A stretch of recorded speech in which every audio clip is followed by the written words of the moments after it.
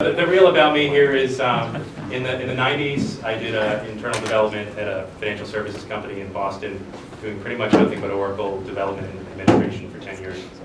In the 2000s, I did SaaS development on Oracle for a local hospitality restaurant software company called Crunchtime.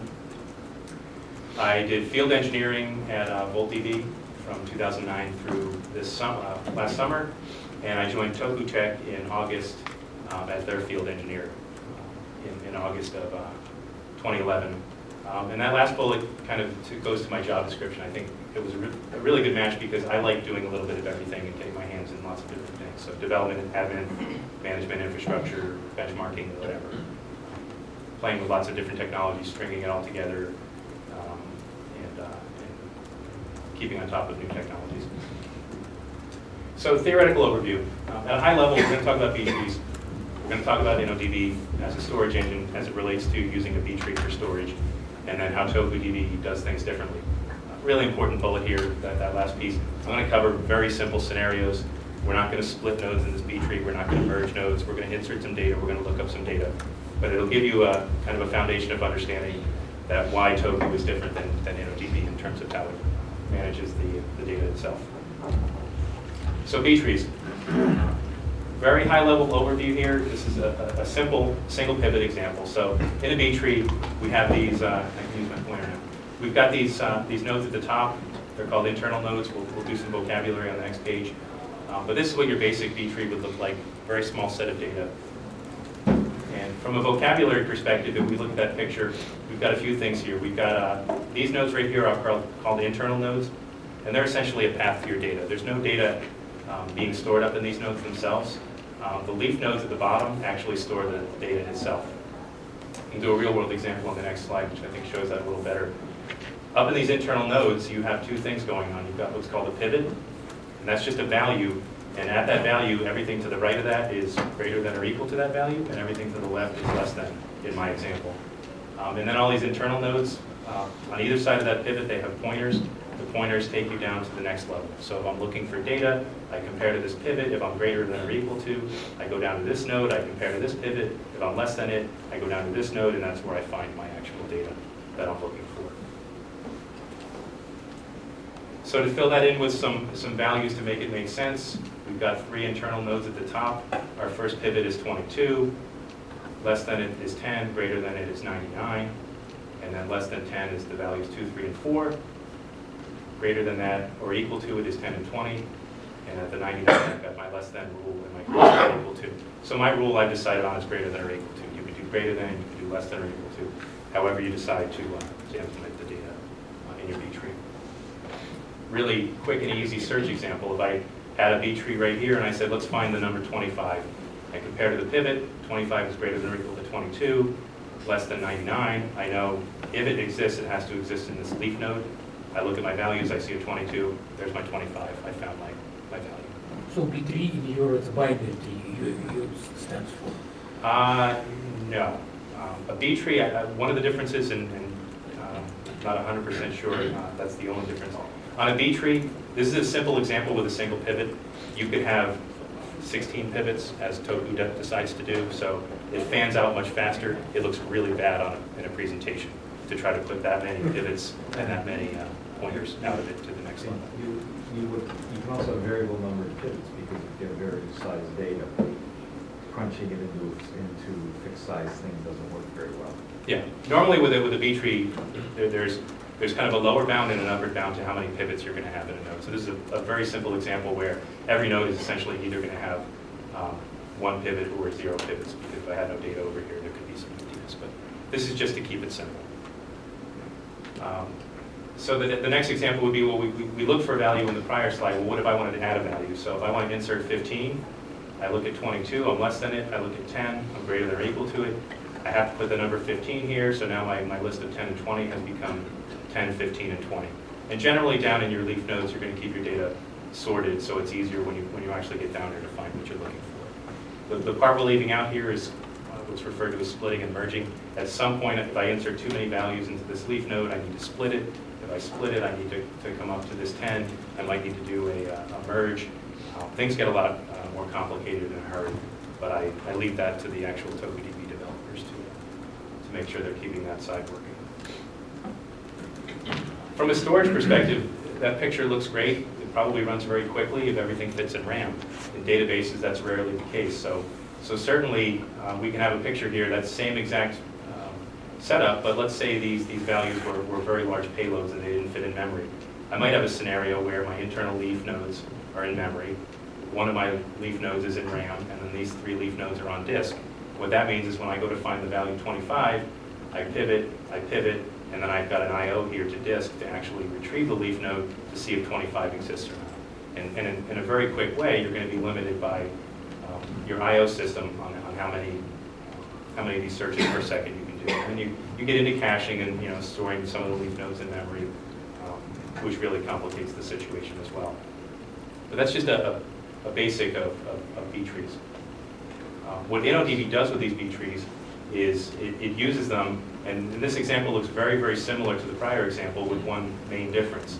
So in InnoDB, you still have these internal leaf nodes and pivots and pointers, but down in your leaf nodes, you end up storing the actual row of data as opposed to just storing a single value like in the prior example. So a very simple schema here, table T. If I have a column A is a primary key, columns B and C are just additional columns. I've got 2 rows in my first leaf node, A, B, and C for column values. So with primary key 2 and primary key 4, my InnoDB puts the data down in this leaf node. There's 2 rows there, 1 row, and 1 row to the right. InnoDB by default, if you don't create a primary key on your table, it's going to create a primary key behind the scenes. It's going to be an auto increment because it requires a primary key for this storage methodology. You cannot get away with InnoDB without ending up with a primary key either defined by you or defined by InnoDB because it needs to store the data in this manner. Secondary keys get interesting in InnoDB. So your primary key, if we look back to that prior slide, if we only had a primary key, this is all you would end up creating behind the scenes. But let's say we wanted to create a secondary key on column B for searching. By creating that secondary key, what ends up happening is each of these keys is going to create yet another B tree inside InnoDB. It's going to use that secondary key for ordering, so that if the secondary index is on column B, what you end up seeing is you've got your internal nodes as well, but the values being stored here are the column B and then the primary key. So InnoDB will use this as a lookup methodology to say if I want to find the value, the row with where B equals 18, it's going to go to the right, to the left. Oh, I've got a row where value B is 18 and my primary key is 25, and then it's going to go back to the primary key to actually retrieve the rest of your row data. And there's some implications on that we'll talk about later in the presentation. So our simple search example gets a little more complicated here. I'm in InnoDB, I've got the tables we just talked about, and I throw a select statement up, select star from T, where B equals 12. The very first thing I'm going to do here is I'm going to look at my secondary index, and I'm going to find all rows where B equals 12 to get primary keys. So I'm going to follow down less than 18, greater than 4. I've got a row with B equals 12, primary key 10, and B equals 12, primary key 2. I then take that information, that knowledge, I go over to my primary key index, and I look up the number 10 and the number 2. They're both less than 25. 2 is less than 10, there's my row. 12 is greater than or equal to 10, there's my row. So you can see some unintended consequences here that you might not have thought of is, in most databases, certainly in InnoDB, you created the exact schema I showed you, and you do this select statement. Behind the scenes, it's almost like a join's going on. In that you've got to go to one index to get information, and then you need to go through another B tree to actually get the rest of the rows. You need to get the value for C, and that's only available over here. An insert statement is yet another thing that's got to be handled. So what B tree does on it is 2 things. So I want to enter the row with values 8, 9, and 10, 8 being the primary key. So into the primary key index, I'm going to put this row immediately. I'm going to look for where 8 belongs, less than 25, less than 10. I'm going to put the row right here. This might not have been in memory, it might have been on disk, so it can be retrieved. That's the straightforward part. But remember, I also have an index on B where I'm going to store the value 9, and the primary key for that is 8. what Inno's done that's clever is it created a buffer. So Inno on your secondary indexes, you might have lots and lots of these. It takes a quick look down this path and says, okay, the number 9 is less than 18, it's greater than 4. Is this leaf node in memory? And what Inno does is, if the leaf node's in memory, it automatically takes that row and applies it immediately. If that row is on disk right now, it has a buffer set up for this very purpose. So it puts the row in the buffer, and at some later point, when this row is finally in memory, Inno will apply it and put it there, saving you from doing that I/O immediately. The other thing that could happen is the buffer could fill up, and if the buffer fills up, then we have to start dealing with those I/Os immediately. So these are interesting, solutions to improve performance in some manner for certain workloads. So it might be a nit, but is that buffer flushed on transaction boundary, or is it? No, it's not. So a secondary index could get corrupt even after transactions. Well, no, it's going to make it to the log. That transaction makes it to the log. It just doesn't necessarily make it to the data file. I would assume some of the behavior I've seen with InnoDB, if I run on a really big server and I run TPCC or Sysbench for 8 hours, and I go to shut InnoDB down, I've had experiences where the shutdown takes an hour because it's taking 55 gigs worth of cache, most of which is dirty, and applying it and getting it to the data files. So it certainly, you're delaying some of that I/O, and at some point you have to actually pay the price to get it done. So we talked a little bit about this secondary key buffer. So to be clever and speed up some workloads, there's a buffer over here. I think you can control the size. And it's actually more than an insert buffer. It'll buffer updates, it'll buffer deletes. I think it's smart enough that if you do an insert, and then you follow that with a delete that cannibalizes that insert, it'll actually wipe them out. So there's some cleverness going on in this buffer to be as performant as possible. But the key is this. Waiting on I/O is really, really expensive on a database. So if at all possible to delay that I/O or do it at a more convenient time, you're going to put as many things as possible up in that buffer, and you're certainly going to have to flush that buffer when it gets full. So fractal tree indexes. At a very high level, this is what a fractal tree looks like internally. Some similarities and some differences to InnoDB. The main two similarities here, we're going to store our data down in these leaf nodes, just like InnoDB does. And we're going to create, if you create a table with a primary key, we're going to use that. If you don't create a primary key, we're going to generate one behind the scenes for you. And just like them, we're going to have a single primary key index where we're storing the full row of data down in these leaf nodes. Two main differences. One being they have this small little buffer off to the right on secondary indexes.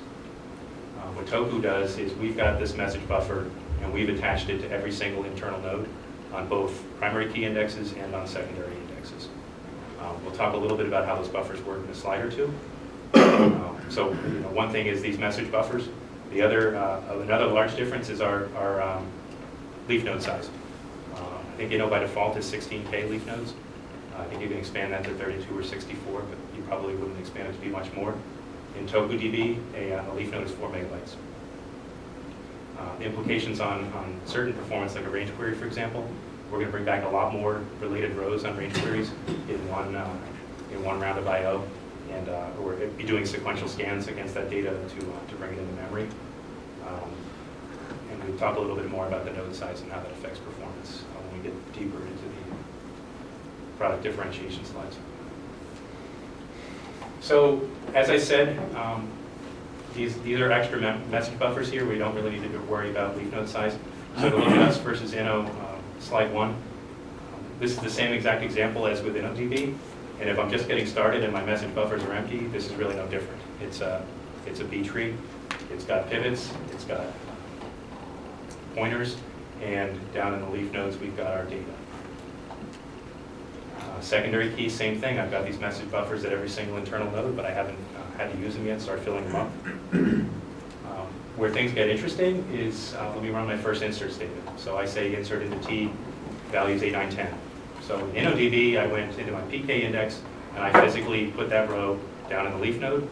And in InnoDB, in my secondary index, my leaf node wasn't in memory, so in the buffer, I put a little message saying, do an insert when it's convenient. When that block comes into memory, get it done. If the buffers fill up, get it done. What TokuDB does is both those operations are just a message in a buffer. The inserts themselves, and it depends on your SQL, like insert, ignore, am I inserting into a primary key, am I using auto increment, but for many operations, we can simply put a message in that buffer, and declare success back to the user. Return the commit message from the statement. What happens is our buffers, just like NODB, fill up. As the top level buffer here fills up, we end up taking these messages and pushing them down through the tree. So the first push, I might be able to fit 1,000 messages in here. Chances are half are going to go left and half are going to go right. So when I hit my 1,001 message, I'll take 501 of those messages and push them to the left. 500 of them might fall to the right. That push down might also cause these to cascade. And when they finally cascade down to the leaf nodes, what's happening here is we're amortizing the cost. So that one operation to disk to bring back that data is going to allow us to apply a tremendous amount of messages to that leaf node in one operation. So it's these messages keep flowing down the tree. If you look at this, so as the system gets running for a while, you can see our messages are going into the tree here. We can put deletes in here, so delete PK8, delete PK2. We're doing an insert with 888. In this example, you can see I've got an insert, and a few statements later, I deleted that row. That's just fine. When the messages get applied, the insert gets there, the delete wipes it out. What's the full set of message types? I assume there's an update also? There's insert, update, delete. As you can see, lots of operations can be messages. There's a message called add column. Because in theory, when you alter table, add column, what have you actually done? That operation by itself hasn't actually put any data into those. So we can create a message at the very top saying add column 4 big N.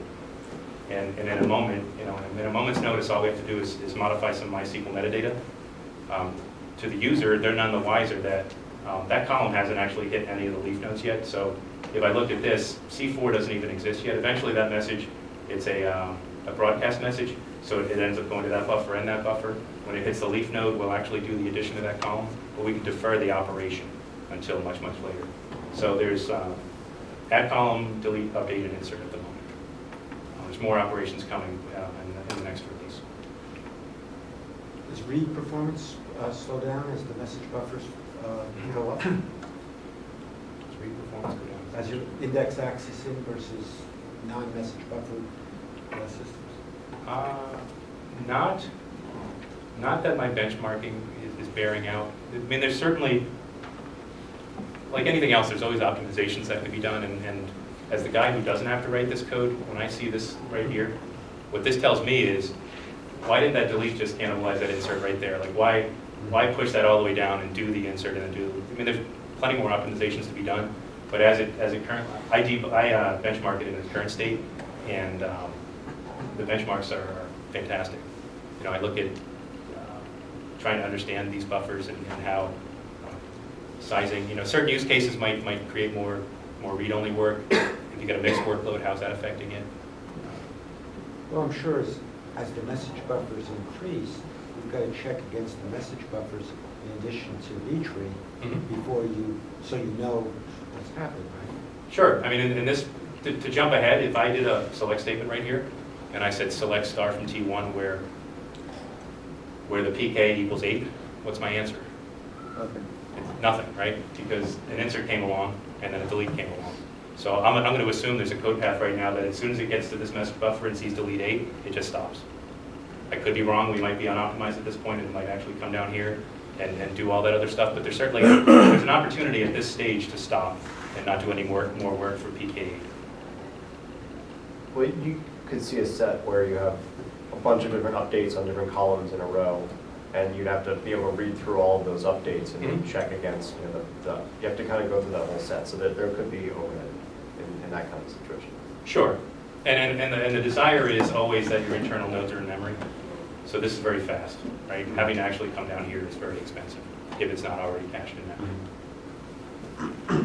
But yeah, I have these ideas because I don't have to write the code to do that delete, but I just add it to the track system and hopefully we add it to a future release. So in a nutshell, what Fractal tree indexes are doing is taking a B tree and adding really, really large nodes. The leaf nodes are 4 megabytes, the internal nodes are 4 megabytes. Compression's always on, so they compress down pretty well to disk. But it's all about this messaging and putting that all together to make it run a lot faster. So at the point where you actually do a load on the leaf node, that's a heavy I/O operation. It can be, yes. But it's a full buffer. You're always writing the full. In 5.0, yes, we read. It's a 4 megabyte read when we get down there. Another question, as far as the leaf node is concerned, at that size, is there some internal indexing structure so you're not scanning the whole 4 megabytes when you're trying, once you've gotten down there? Something we're working on, yeah.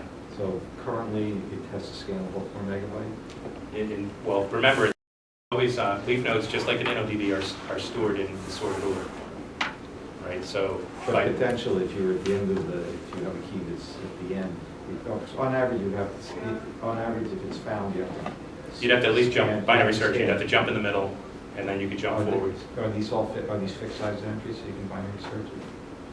No, they're not. And you can't, unless you have the extra index structure, you can't do that. You have to, the only way to do it is linear scan. Okay. Or if you're at, your row is more than 4 megabytes, right? Yes, there is a size limitation on Toku. Toku DB5 row size is limited at 4 megabytes, so you can't have a bigger 4 meg row. So my guess is you're trading off some CPU to try to dramatically reduce your disk I/O. In the current production release, yes, that's true. Well, there's going to Seems be like some a extra, trade-off. there's always going to be some extra. Yeah. In this case, the scan of the leaf node looks like that, and potentially pretty heavy. Sure, I mean, unless we can come up with a mechanism to improve the performance. Yep. Okay. It's hard when you're approaching the end of a release cycle, and the president and the VP of marketing are in the room, so, and it's being recorded.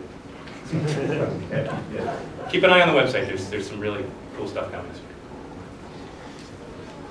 So features. So first off, I think we covered this, but sometimes I do presentations that start at this, right in this tip, and I like to make sure people understand. It's a MySQL storage engine. It's available for MySQL 5.1 and Maria 5.2. Part of the reason I ask people about what MySQL they're running and why is we're certainly, with 5.1, we're thinking about 5.5 support. We've got some functionality for hot operations, like adding indexes and adding columns in a very fast way without downtime, that are currently incompatible with MySQL 5.5. So it's something we're looking forward to move forward on. And Maria is still 5.2 GA, but they're coming soon with 5.3. So it's another thing to update and get on top of. We provide ACID and MVCC, so again, we're similar to in that way we're nothing like MyISAM, we're about transactions. And it's 64-bit Linux only, so there's no Mac build right now. There's no Windows build. Mac and Windows people that I work with, I give them virtual machine images, or I try to encourage them to work on EC2. It's just not something we're looking to support in the near future. So I'd like to talk about this a little bit. I call these myths because my experience at Toku has proven to be otherwise, but myths about big databases. By big, I mean significantly larger than RAM. One of the use cases I'll talk about at the end, customer with a 700 gig database running it on a Linux server with 12 gigs of RAM. So certain use cases where your database is smaller than your ability to put RAM in a machine. So the first myth here is that they're inflexible. Apps running on these large transactional operational databases require maintenance windows. So if I want to add an index, I want to add a column, I want to optimize that, I want to make the table optimized, so to defrag tables and indexes. What I see in reality, I use a tool every day. I've used it in my current company, my prior company, the company before that, and they've trained me when I log in to expect this message.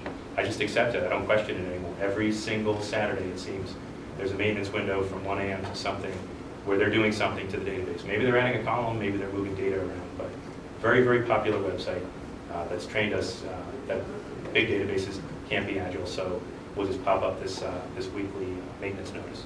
I've also worked at companies where I'm not afforded that luxury, so I've had to keep systems running for months, if not years, without downtime. So it's tricky. The other myth is the speed, and you almost have to pick one in many database technologies. If I'm going to have a really big database, I've got to make a decision. If I want the best insert performance possible, then I've got to have less indexes. There's no way I can maintain a bunch of indexes and have great insert performance on a very, very large database. On the flip side, it got really big and it's interesting, so my users want to query it. Well, if they want to query it, I need more indexes. So it's the catch-22 where I can't handle the insert performance, and the data's of no use to my users, or I can handle the inserts, I can't let them query it fast enough. And in either case, I'm not providing value. This is just a quick slide here from Matt Aslett of the 451 group that talks, I think, a little bit about what we're looking to achieve. And I'm happy JP's here. When I met with JP early in August, we met at Dunkin' Donuts, and he kind of drew this picture up on the wall of, we've kind of got two camps here right now where these OLAP databases are very read intensive. There's not many writes at all, and when there are writes, it's almost an insert-only workload. And then I've got these write-intensive OLTP applications over here where doing lots and lots of writes, but they don't get that big and they don't handle lots of reads. And what Toku is looking to do is this. We're looking to kind of bridge that sweet spot in the middle. So let the people who want to do OLAP, by all means, people who want to do OLTP. Many companies end up with an implementation. They've got a transactional database and a reporting database, and they put glue between them. They use Hadoop, or they've got nightly exports of OLTP over to OLAP, so the data's not fresh. Our goal is one database. Let the users do their queries, the analytics against that database, and let the transactional systems be putting data in there in a very fast manner as well, and to not have to build any glue between these systems. So features, and I'll walk through these individually. We've got a handful of performance features that are differentiators. Agility is a really interesting thing. With some of these operations we do hot without locking up the database for any period of time. And then management at scale. Lots of things in here that I think, so there's kind of the developers in the house might appreciate these, and then the DBAs and sysadmins, the agility and the management features of TokuDB. So if we look at performance, this is a really interesting graph in one of the early releases of Toku, something that came out with. So IIBench is a benchmark that was built by TokuDB. It stands for Indexed Insertion Benchmark. So let's take a straightforward schema with a single table and 7 columns, and let's put primary key index on it, and let's add 3 additional indexes for a handful of fields. And let's just start inserting as fast as we possibly can. And what you see happening, there's the blue line here, which is TokuDB, and then the green line here, which is InnoDB. What ends up happening is InnoDB, when your workload is in memory, is fantastic. It does a great job of handling these indexed insertions. In this case, the B trees for the primary key index and the secondary indexes all fit in memory just fine. It's running faster than Toku at that point. And Toku is kind of steady. Well, the threshold gets crossed at right about here, at about 100 million inserts into this schema. And what ended up happening right at this point was suddenly the primary key index and the secondary keys did not fit in memory anymore. So Inno had to start writing to disk, reading from disk, writing to disk, reading from disk. And as we showed before, there's certain operations in Inno where it's able to buffer the insert into the secondary key. But there's the operation against the primary key index itself where it doesn't have that luxury. It has to physically put the row in the leaf node. If the row's not in memory, it's going to have to take an I/O, and performance just drops over time at that point. Toku, certainly there is some drop-off in performance over time. We're managing a larger data set, but it does a pretty good job maintaining a much higher level of performance out here. To do 1 billion rows on the current servers I have in the shop, it's about a 14-hour benchmark from the 0 point out to here to get to the 1 billion row insert. So it's a very long-running benchmark. And this is just showing true insertion performance. This is not a workload where we're doing reads and updates and things. Pure insert performance, just to show how fast we can get data into a database that has enough indexes to be useful to the users, which goes back to that grid where either I get insert performance or I get query performance. So to achieve that performance, we use the Fractal tree index technology. I talked about it quite a bit on those prior slides. Two key differences here: large block size and our internal nodes contain these message buffers. If Bradley or Zardosh or some of the other developers were here, they could probably rattle off 3 or 4 more. I might not understand them. Many of us here probably wouldn't understand what they're talking about, but whenever I show my presentations to them, it's really important to kind of focus on these 2 areas in terms of how the technologies differ. Is the block size, do you have control over the block size? In the current production release, you do not. Is it sensitive internally? What do you mean? I mean, I'm sure you've experimented with it. Is it sensitive at all? What you're doing, how many indices you have? Is it a feature? Certainly, as someone pointed out earlier, if I'm doing, if my workload is primarily inserts and range queries, then when I have to go do that 4 meg read, now remember that TokuDB always compresses. So that 4 meg is the target. We start with 4 and we compress from there. We've got a very compressible workload. We're not reading 4 together. We might be reading a megabyte. But when we do that 4 meg read, if you're doing a range query, it's a sequential scan anyway. So a huge block size, I mean, back in my days in Oracle, if I'm doing an OLAP workload, I'm going to bump that block size up to be as big as I can. I'm going to pay a performance penalty on the OLTP side of the house. So it's really, in range query performance and insert-only performance, huge block sizes are fantastic. There's certainly point query performance, it's a problem. If I want 1 row and it's not in memory and I go down to that 4 meg and I got to pull that off the disk in its compressed form, I got to expand it, I got to consume 4 megs in memory, it raises challenges, and it's something we're working on. So. But if it's a 64-bit operating system, then essentially if it's 4K or 8K block size by default at Linux level, then you're already making so many reads inside that 4 megabyte chunk that you're taking anyway. Sure. Unless you striped your disk at a lower level Yep. to have a bigger block size, correct? Yeah, I mean, and I've been playing, not playing, but installing new servers recently, upgrading some old servers. It gets tricky. One of the goals of TokuTech and TokuDB that's not on this slide. One of our goals is to be as knob-free as possible. We don't want a lot of things to tweak and turn. And let me have this knob that says turn the knob this way, and then suddenly I screwed up my OLAP performance. So we have, I think, 12 parameters at this point. NODB's got many, many more, and I'm sure they're there for good reason. And if you're really good at it, you can probably use those to tune it better. But on something like this, you make a good point. I'm building new servers, and the default stripe size is normally 128. So am I ever getting a 16K read? Probably not. You said that you're compressing when you're going to disk. A leaf node, does that have 4 meg reserved for it on disk, so it's always in the same place, and just compresses with the I/O is reduced? It is, I get this right.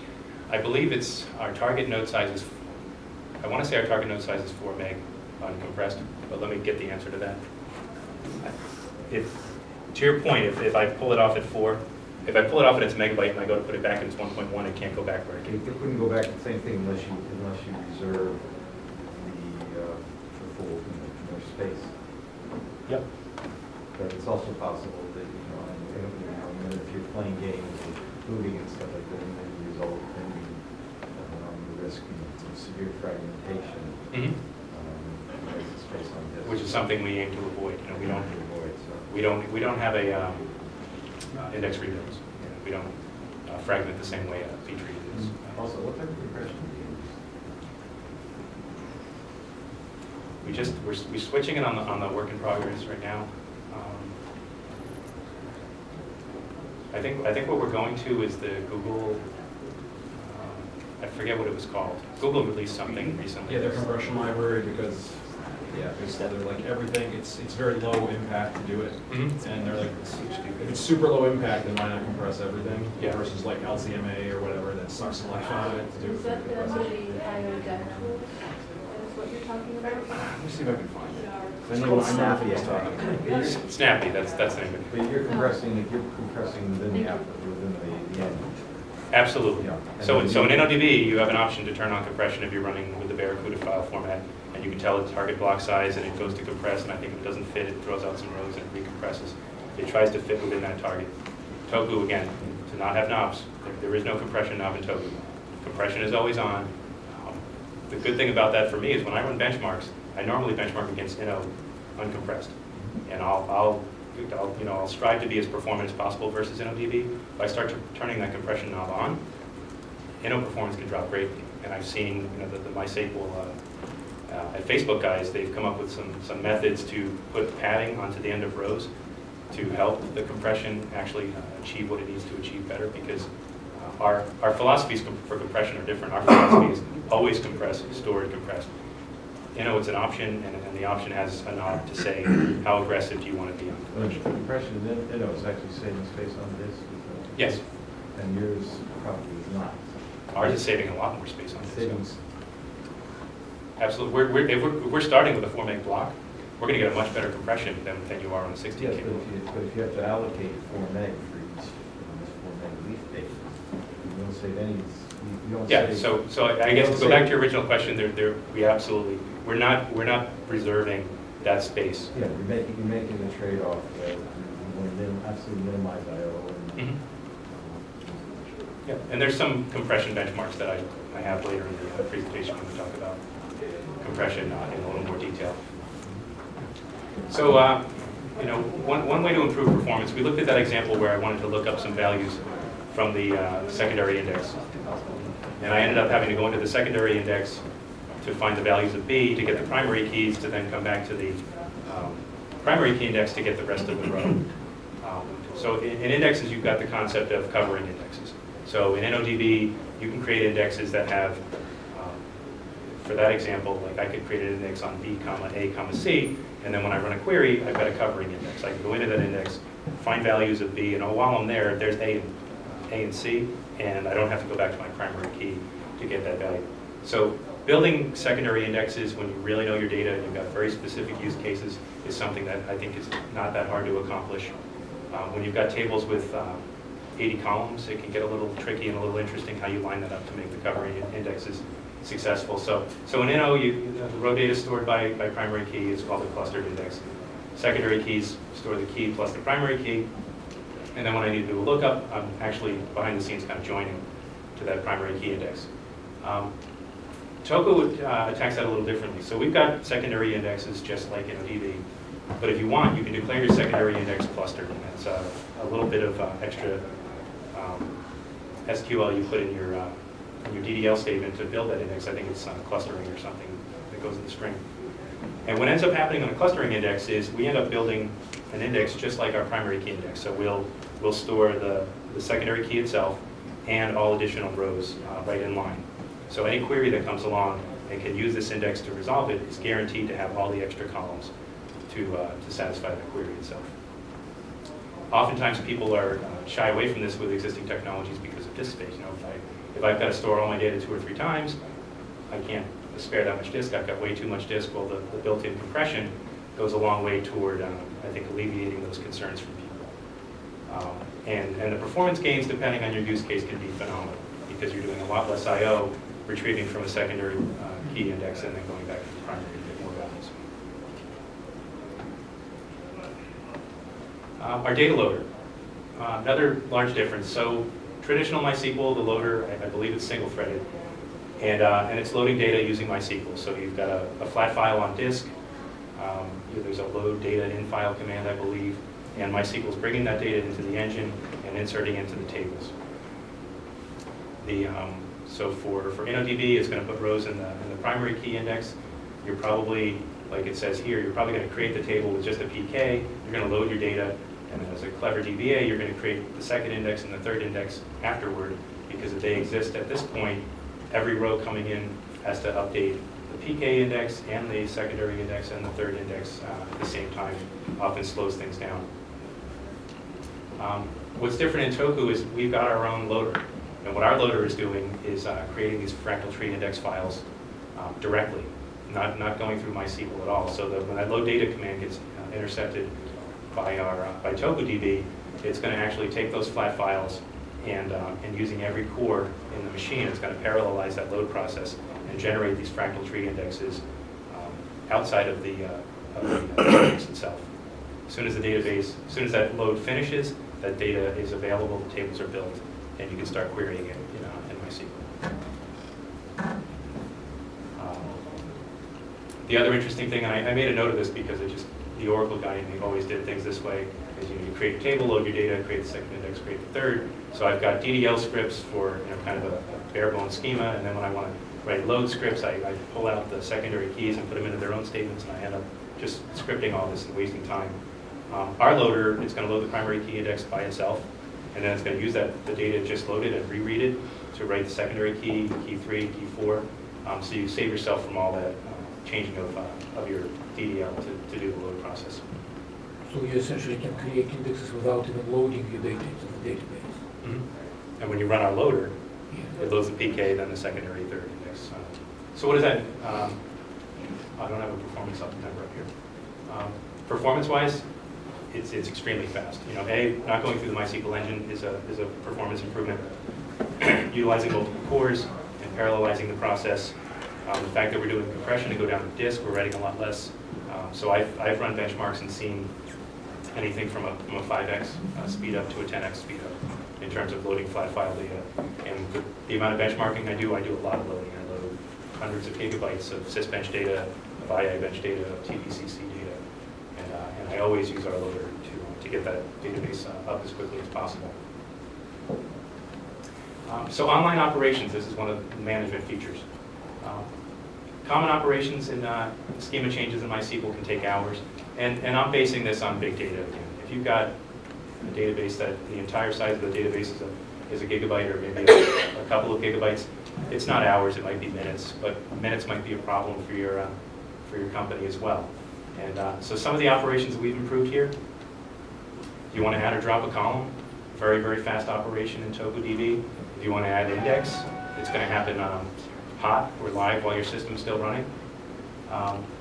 The other challenge here, not only does it take hours without InnoDB, the table's also unavailable to other operations. So if I've got a 200 gigabyte InnoDB table and I want to add a new index, I can certainly do it live on my running system, and I can do the create index command, and it's going to lock the table, it's going to build the index, and block operations until that index is built, and then bring it back to the user. It's going to use the same MySQL index building technology, which is not as fast as the data loader that we use to build indexes. And what I've seen in the field is the workaround. So if I've got a master and a slave, what I might do is I might disconnect my slave from replication. I might create the new index on the slave so the master is still running transactions.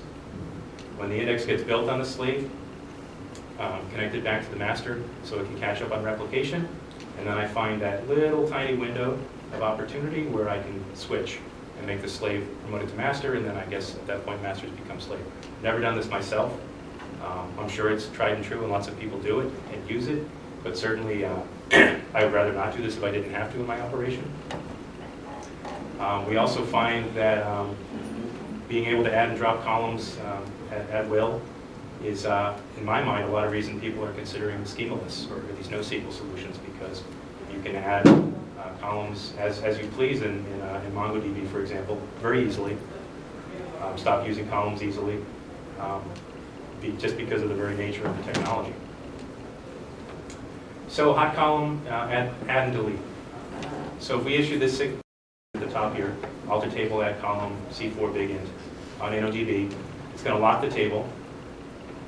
And it's going to, by adding a column, it's actually going to lock the existing table up, create a brand new table, select all the data into that table, build the indexes, and because the table was locked, you don't have access to the table during the process. Again, I would assume people have probably come up with ways to do this on a slave. It's a little trickier than with an index, but I'm assuming you could accomplish some of that with less downtime. Or create another table and copy. Yep. Yeah, and if you've got the luxury of that very, very large website that I talked about earlier, you just put up a maintenance window on your website, and if your customers stay, then why not? Toku, it's I'll really make it simpler than it is. We just drop an add column message into the root node of that index, and then slowly over time, that add column message will drop to level 2, and it'll drop to level 3. But eventually, when it hits the leaf nodes, it's going to physically add columns. to the rows themselves.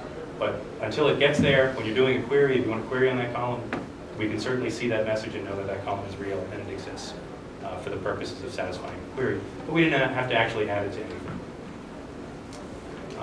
As it said here, we just trickle that message down and get it to the bottom. The benchmark we did, there's a set of data called, I think it's air traffic on-time data that was built, I believe, by Fractal. And there's 122 million row example. So if you load that up into InnoDB on a reasonably fast server, and you issue an add column command with InnoDB on the plugin on the server we ran it on, which is probably a mid to high end EC2 server, that statement took 17 hours and 44 minutes to get through that entire operation. And the table itself was locked the whole time. TokuDB, 3 seconds. Why 3 seconds? All we did was drop a message at the top. Column doesn't exist yet physically to the column, to the leaf nodes, but as a developer, I don't care. If I can update that column, I can select it, I can insert new rows that contain that column, then it's just as good to me. Throughout the slides, anywhere we've got these benchmarks published or presentations, there's some shortcuts in the URLs. I'll be giving this to Shiri soon enough so she can post it, people can grab it, or you can see it on YouTube. Hot indexing, so we just talked about adding and dropping columns on a live running system without downtime.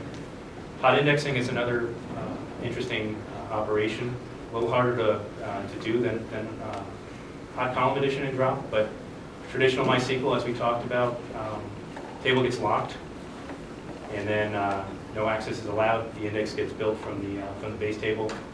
MySQL then gives you control of that table back. What Toku does is, when you do a create index command, is in the background we start creating the index.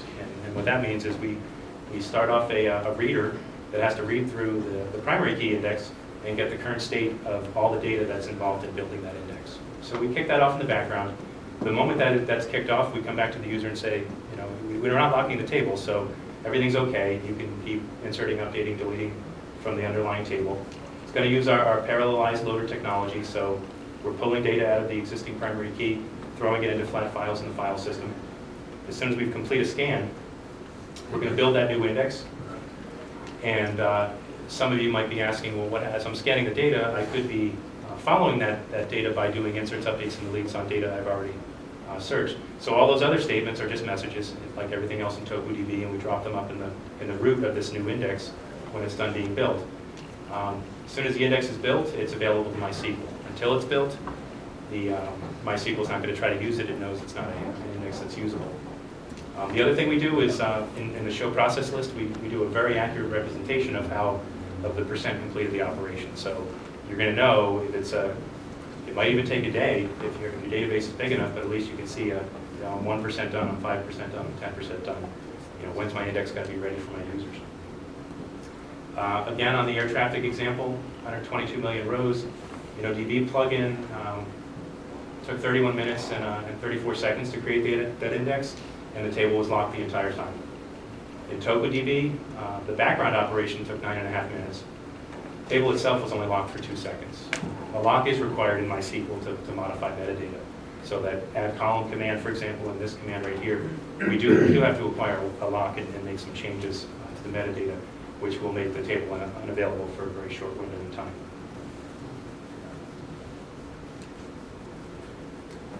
OLTP and OLAP. There's these hybrid implementations that I see becoming very, very popular. People build a database for transaction processing, build a second database for OLAP, for reporting, for analytics. And certainly it's this. It's normally going to be because I've got a lot of data, performance of my OLTP system, which is how I'm making money. It's degrading as the database gets too big. So I've got to move my reporting database to the right and then explain to my users, my business users, someone else in the operation, why the data that's in this database is slightly different than the data in that database. It might be behind by an hour, behind by a day. You might spend a whole lot of time coming up with technology to keep these two databases as in sync as possible. I would argue, when possible, running one single TokuDB database, have less moving parts, and your analytic data is going to be a lot fresher. We talked a good deal about compression here. We've got a larger block size, which is going to give us better compression ratios. 5x to 15x can be achieved. You can achieve much less if your data is not compressible. We're not magic. We can't compress something that can't be compressed. Some users, when they're running log type data or web logs, compression can go well beyond 15x. Similar data that's close together is going to compress very well. And then the last piece here, TokuDB compression is always on. No knobs, no tuning, no performance penalty. The performance you get is going to be with compression always, and that's how we're going to optimize our code base. Managed to sneak in a couple graphs, which are always good for these. Two things to look at here with compression. One is, am I paying a performance penalty to do compression? The other is, how much compression am I achieving? I'm happy to say, and I blogged about this, we can kind of bring both to the table. So in that II benchmark we were looking at, with that long tail getting 1 billion rows into the database, these are exit velocities. So this is the insert per second on average over the last 15-minute window of the benchmark. So we were at 15,787 inserts per second. Data was much larger than RAM. They were at 3,900 and change. When I enabled compression, so that's uncompressed NODB. When I enabled compression and I said key block size equals 8 or key block size equals 4, what these parameters stand for is how aggressively Inno is going to try to compress. So it's going to try to take a 16K block and fit it into 8K. And it's going to make an attempt, and if it doesn't fit in 8K, it's going to get some of the rows out of there, and it's going to try to recompress, try to get to that magic 8K number. So what you can see is the smaller you try to get, the more attempts that might have to be taken, and thus it's going to lead to a lower performance number. But it's dramatic. To gain that compression, we went from almost 4,000 inserts per second down to 761 to try to achieve compression. The compression we achieved, so uncompressed, that NODB on data on disk was 6.5 gigabytes. At the key block size 8, we got it down to 3.24 gigabytes, so about a 50% compression there. Got down to 1.64 when we went to the factor of 4, and the TokuDB here was 0.36, largely because we're starting with much bigger blocks. So 4 megs is going to compress a lot better than a 16K block. Fragmentation. Those smaller block sizes, what normally ends up happening, some workloads worse than others, is with these small block sizes, you're going to suffer from fragmentation. When I'm talking about fragmentation here, I'm really talking about how the blocks, the leaf nodes themselves, are going to end up scattered across your disks. So chances are, if we look way to the left of that B tree down in the leaf nodes, the first 2 leaf nodes to the left, chances are over time aren't going to be next to each other anymore. So sometimes when I want to sequentially scan my NODB table, I want to basically read every single leaf node in disk. I'm going to be jumping all over the disk to get this data. With a much bigger block size, TokuDB down here, we're much larger, so we're going to keep a lot of that data a lot closer together. You're going to do a lot less random I/O for these range queries. Oftentimes, best practice, there's an optimized table command. Some people at some point end up creating these maintenance windows and over time dropping and MySQL dumping and recreating tables to kind of freshen up things and to eliminate fragmentation. Another difference between us and Inno is our theory on checkpointing. That first bullet there, and this is one of our knobs, it is a parameter, but we checkpoint every 60 seconds completely. It's not a partial checkpoint. I think InnoDB internally does what's called a fuzzy checkpoint, and it does some checkpointing periodically, but we'll talk about this last bullet in a second. But our checkpointing at every 60 seconds, to me what it means is cost of my checkpoints reduced. Within 60 seconds, I'm not going to do so much work and dirty up so much of that B tree that I'm going to pay a huge performance penalty when the checkpoint itself has to occur. So my cost is reduced. Many of my users, bullet 2 is what's critical to them. Think about our recovery time. If all we've done between checkpoints is at most 1 minute of transactions, then in theory, your recovery will never be more than a minute or so. It might be a little more. Recovery is a single-threaded operation, but it's not. It's never going to take more than a minute or two. As I said, that 60-second time period is user definable. If you want to stretch it out to 5 minutes or 10 minutes, you can certainly do that. I've done a fair amount of benchmarking to see the performance implications, and I find that it's best just leaving it at the 60. The other bullet here is just about being careful with Inno. given that I do lots of benchmarks on big servers, comparing our performance versus other storage engines, when you get on, say, a 72 gig server, and you start DB up with a 52 meg cache or a 55 meg cache, and you run sysbench or you run TPCC, while that workload's in memory, is running very, very quickly, behind the scenes is it's really dirtying up a lot of those blocks. And NODB is going to checkpoint kind of as it goes. It's going to start writing out some of these blocks here and there. But what Vadim Chanko over at Percona has blogged about, I've seen it myself. I haven't done a formal blog, but what I call it is the shark fin of performance. Is oftentimes your NODB performance is going to rise as the cache gets warm, and then when it finally has to fully checkpoint the system, it collapses. And if you look at this blog entry right here, it's interesting. The challenge between having a very big cache and running very, very quickly on an OLTP app, as compared to when you eventually have to checkpoint. Or as I said, some systems I'll shut them down after 8 hours of benchmarking of it might take an hour to do the shutdown because it's doing that checkpointing 52 gigabytes of dirty cache can take a really long time. Talked a little bit about progress tracking. Everything we implement in TokuDB that can have accurate progress tracking, we've implemented. New features are coming. We continue to do this. So when you run our show process list versus if you're building an index with or loading data, normally what is going to show you is create index command, or it's going to show you a load data command. And it's an all or nothing. It's running, and when it's done, it's done. What we do with our data loader, which is also used by our index creation, is we're going to show you there's basically two stages to the process. Stage one is to read all the data. So we're going to give you row counts of how much data we read. Stage two is to create the fractal tree itself, and we'll give you a percent complete. So as a DBA, you can go into your system when an index is getting built in the background, and your users are calling and saying, we really need that index. When's it going to be available? We give you the tools to go in and try to understand how far along the process is and kind of estimate when it might be done. A little bit more on the deployment, 64-bit Linux only. We develop in-house and test on CentOS 5. I'm an Ubuntu guy myself, so I've got some Ubuntu servers, making sure we're not having issues there. We've got other Linux distros in production right now. So you use human Red Hat to also going to run? Absolutely. Yeah. So Fedora, Red Hat, and CentOS by definition should be fine. I'm only running CentOS 5. I haven't tried 6 yet. Hardware-wise, physical or virtualized makes no difference to us.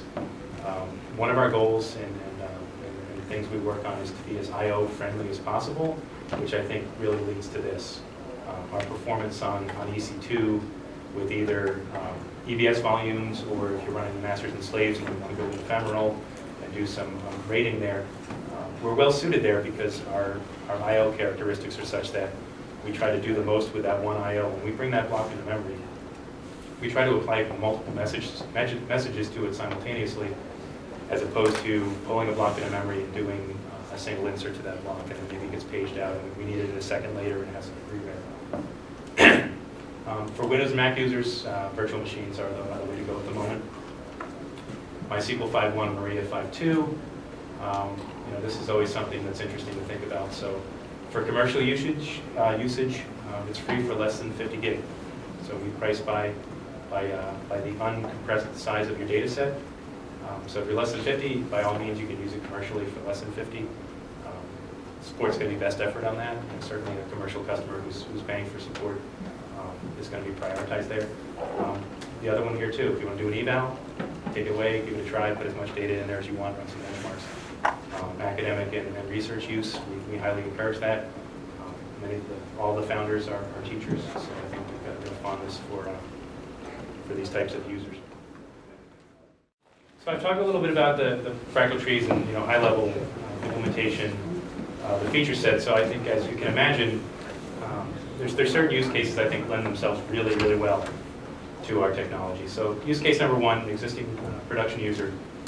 They have clickstream data. They're in the ad impression space, and they have analysts in-house that want to run ad hoc analytics on this clickstream data. So they already have in place a set of daily canned reports that are helpful to their customers.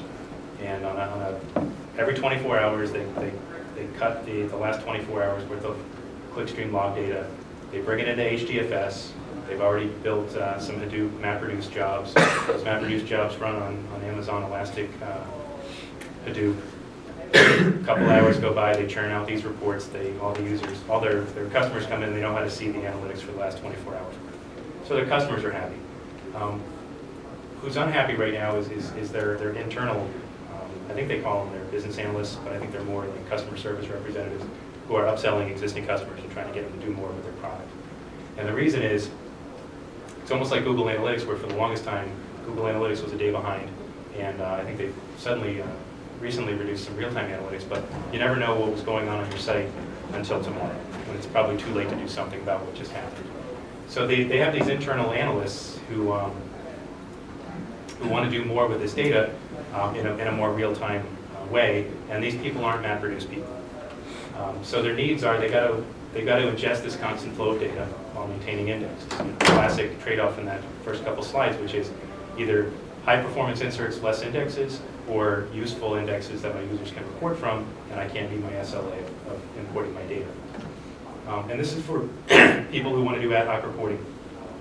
They've got an installed base of internal users. They know SQL. They don't know MapReduce. So they chose Toku for a handful of reasons. High insertion rates for billions and billions of rows. NODB just could not keep up the insertion rate with the appropriate number of indexes on this workload.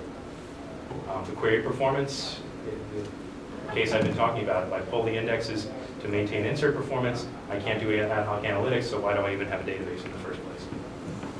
They needed a SQL interface. They didn't want to learn MapReduce.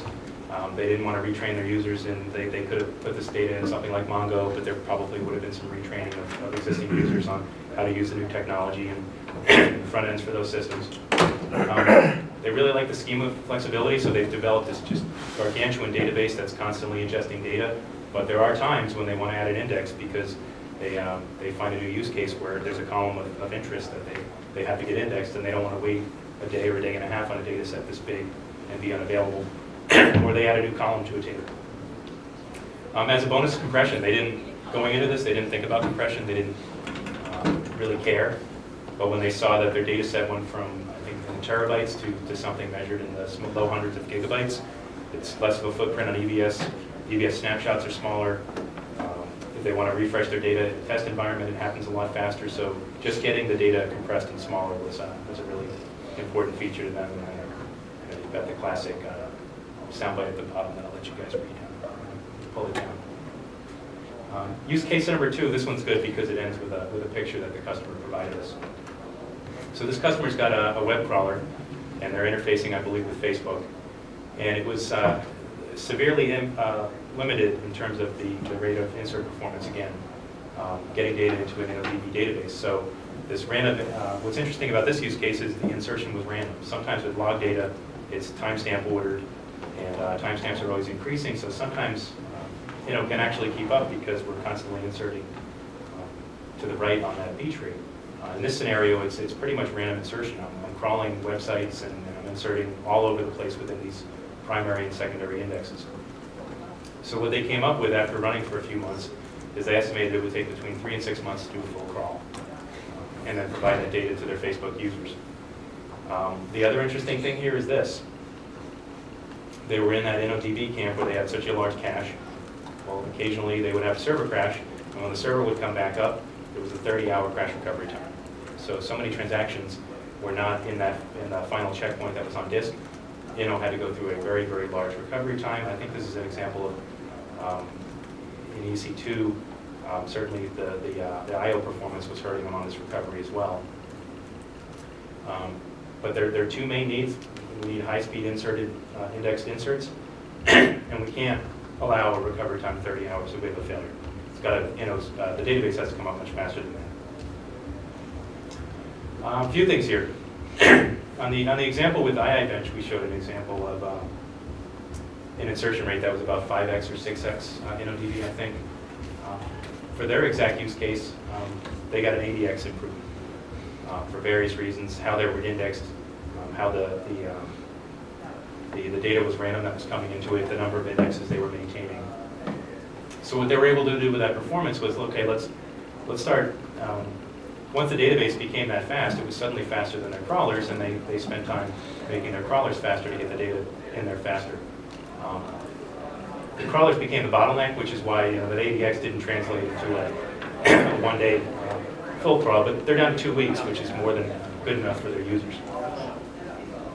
The recovery time's now measured in minutes. As I said, with Toku, we're checkpointing every 60 seconds. So there's really no need for recovery to take more than a few minutes. They got 2 bonuses that they weren't expecting. One was compression.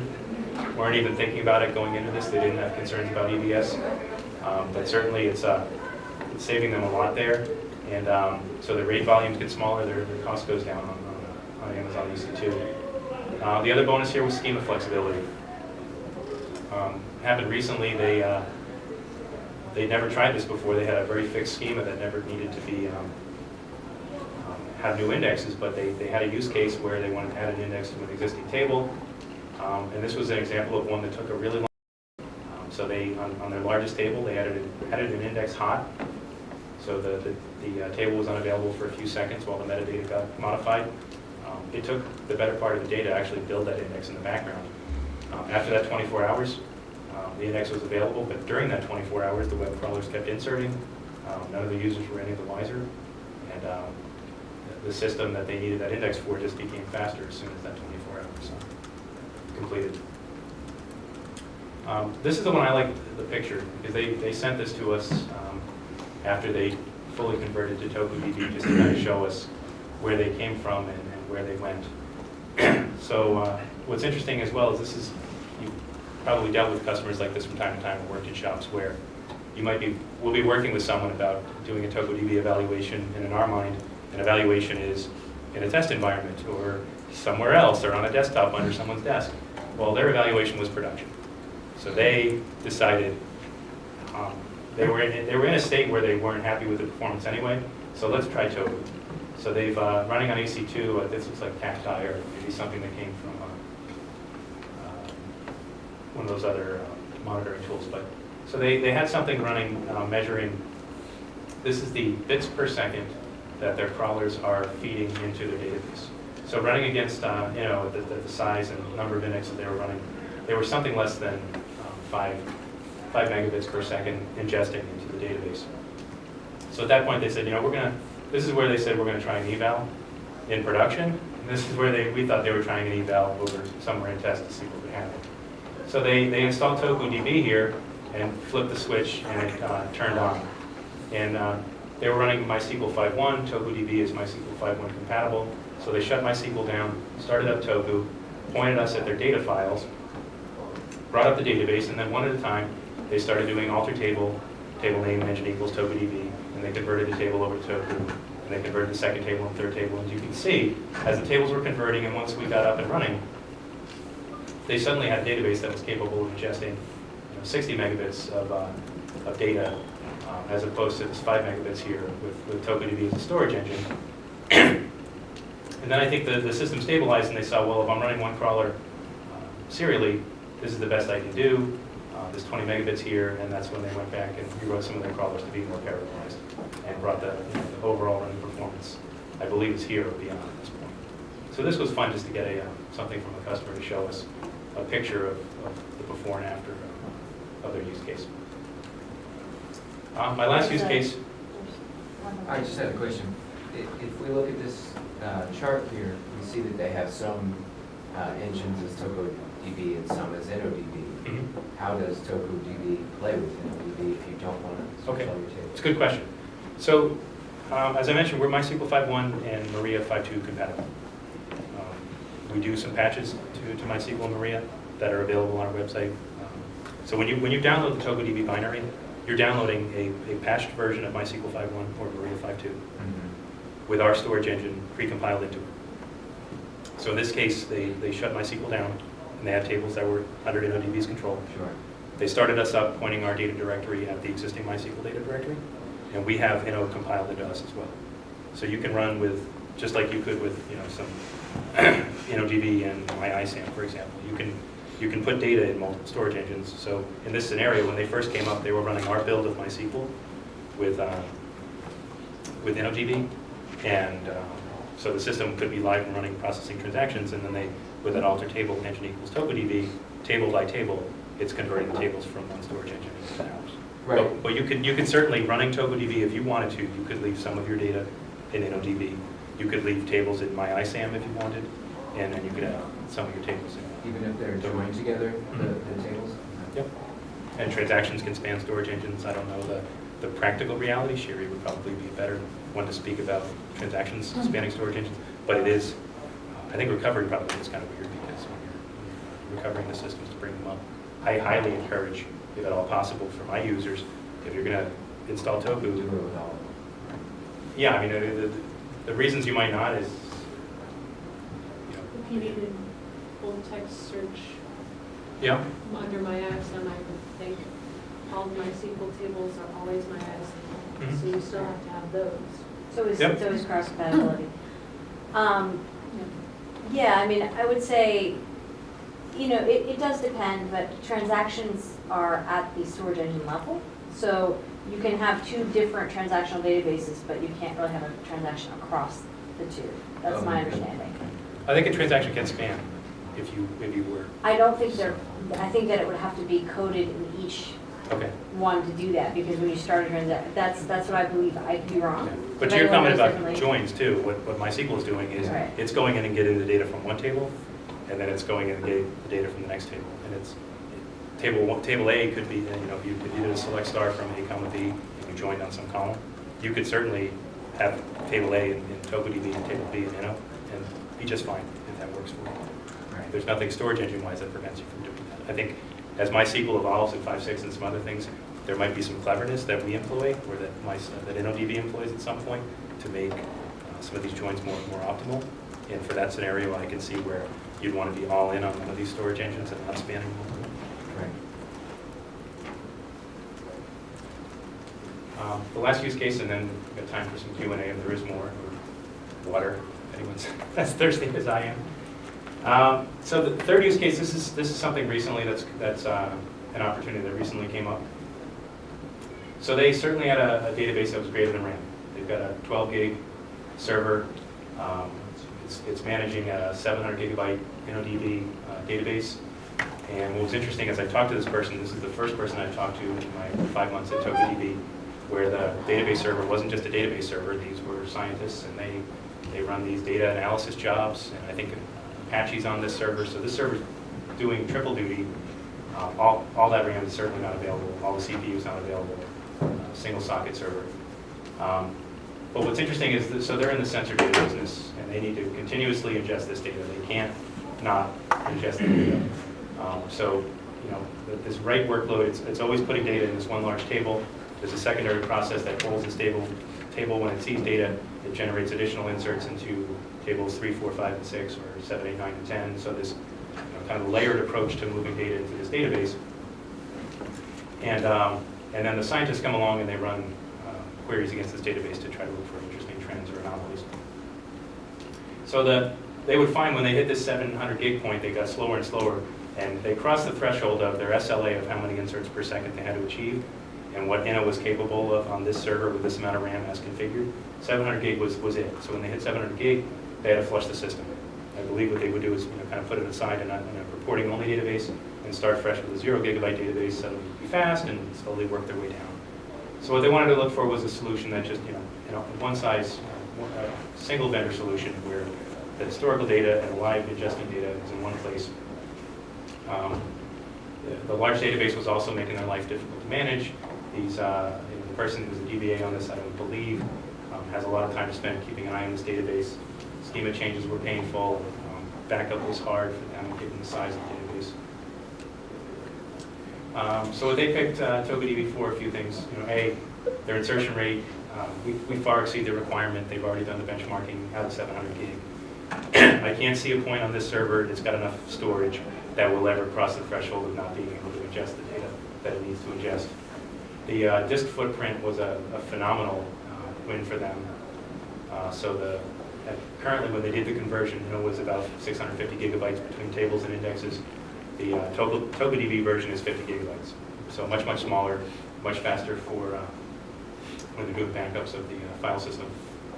Single database, so they don't have to query the live database and then the database from last 6 months ago and the database from 12 months ago. And then schema flexibility, when they want to add new indexes or add columns, they're confident they can add them in a live running system and not have to shut down for a maintenance window and then have these external systems with the sensor data just pile the data up in flat files and then try to catch up when the system comes back. Brief slide before we get into any additional questions. Number one, I'm looking for a field engineer for Toku, and we're also looking for, we're always looking for storage engine developers. I think I put storage engine developer instead of storage engine engineer because that looked weird. But certainly two different tracks. The field engineer does everything I do, which is everything the storage engine developer doesn't do. But we're looking for people. There's my contact info. I'm on Twitter, email, always around to answer questions. I love people kind of benchmarking, trying the technology. If you want to do an eval, right here for downloads, just come to the website. You're going to have to register to get a login, so there's an email loopback that'll get you access to do the download itself. Grab the tarballs. It's as easy to install as MySQL is from tarballs. We don't have packages at this time, so you're going to be doing tar, ZXPF. You're going to be initializing your database and spinning it up or pointing at an existing NOTB. On the piece where you want to try it out, by doing that loopback, we're going to get your email address. Are we going to contact you once or twice? Absolutely. If we reach out to you and you say, hey, I was at the MySQL conference meetup, I just wanted to try it, that's fine. We're not going to keep harassing and nagging you to get into an official supported eval if you don't want to, but I encourage you to give it a try. You can certainly drop it in on existing databases, and if you try it and it's fantastic, let me know. If you try it and it falls flat on its face, let me know, because I can't possibly test all available workloads and benchmark things, so I like to know where the engine needs improvement, and I also like knowing where it's worked out well. There's a support email address, and then tech info. Just two presentations I wanted to highlight here. A deeper dive, Bradley Kuzmal, who's the kind of the chief scientist of the company, the architect. He did a talk that I think was more in depth about the Fractal index, the tree indexes themselves at Oracle. I think he's done it at MIT as well. And then Zardosh, if you're not interested in fractal trees, I encourage you to watch Zardosh's talk on indexing in general. It's not vendor specific, but it speaks a lot. Zardosh has done a lot of storage engine work for us, and he's also done a lot of work at the MySQL level. So he's got a lot of insights that I think are helpful too. If you're an NODB fan and you're going to be there for life, spend 45 minutes and watch Zardosh talk, and you'll probably learn something you didn't know about indexing. Any questions? About backup, do you have anything, kind of your own approach to backup? Not yet. Not as of yet. The backup methodology right now, certainly if you can afford a MySQL dump, great. But we're selling big databases. Yeah, we're selling big databases, so MySQL dump isn't reality. So more, it's going to be a logical, an LVM snapshot, or if you've got a SAM that you're running on, doing a snapshot at that level. Certainly something that's on our roadmap, not official yet, but we see that Percona has extra backup. There's some really cool looking tools. NODB internally, there's MySQL Enterprise Backup. So it's certainly, if people do a bake-off, there are areas where Because you own the data already now, it's in your hands. absolutely. We certainly realize we have to do something about backup. We just haven't started I'm also assuming that the backup, since you're dumping into a CSV, the data rehydrates. yet. Yes. So, if you get 650 down to 50, when you do a dump, it's 650. Yeah. Most of our users right now that are doing, But it's not, most of our users are doing LVM snapshots. Okay. So they might have a slave and they're snapshotting a slave. Or Yeah, no, it makes sense with a database that big. Yep. Yeah, we have ideas. We just have to come up with a way to do backup better than we're doing right now. When it comes to the EC2, are there any AMIs available with the Toku in it? Not yet. Not yet. I get that request from time to time, not nearly as much as for, I've got, right on S3, where I can throw people links to grab a VirtualBox image or a VMware image, to try it on a virtual machine. It's on my list of things to do. I just, where I hesitate is if you take our quick start guide, it won't take you more than 10 minutes to spin up your AMI the way you want it, and it's like it's like taking the MySQL tarball. You untar it, you do an initialize, and then you start MySQL. So I kind of trade off that couple hours I'll need to do it right, and then I'll need to maintain that and keep it updated over time with the other things that I'm juggling on my plate at the moment. But certainly, for people, if I needed to, I said, you know, I've had them spin up an AMI, and I'll pop in, they'll give me credentials, I'll get it done, and I'll pop out and spend the 10 minutes instead of the probably 3 or 4 hours to do it right.